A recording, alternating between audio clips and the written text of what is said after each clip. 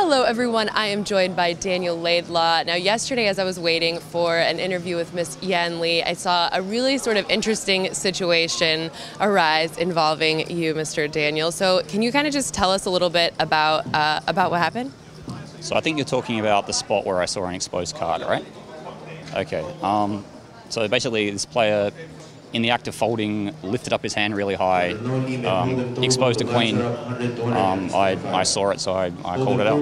What I thought was so interesting about it was that, no one really said anything. The two clearly were like bantering between each other, and then you made the point to say, hey, I saw it, this is what it was, and it actually did affect the action. Yeah. And Yan said, I had a queen, I would have called your 3-bet. So tell me a little bit about, I guess, what game integrity means to you.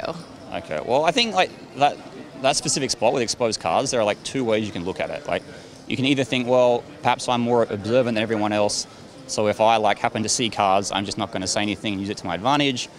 Or you can take the view that, well, anytime you see something like that shouldn't happen, you just state what you saw and call it out. Like, obviously, there's also some gray area where sometimes you might think you've seen a card, but maybe you haven't, or it's actually the wrong card and you made a mistake. So how confident do you need to be before you say anything?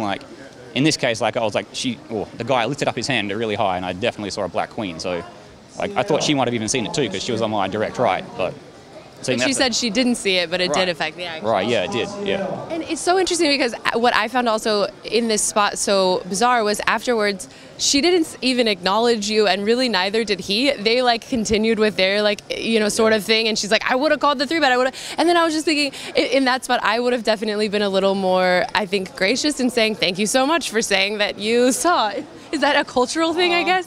No, I think that's neither here nor there. I mean, in this case, it maybe helped her. In another case, maybe it wouldn't have. In my case, I happen to have a hand that, probably would have benefited her from her calling, with a queen being dead.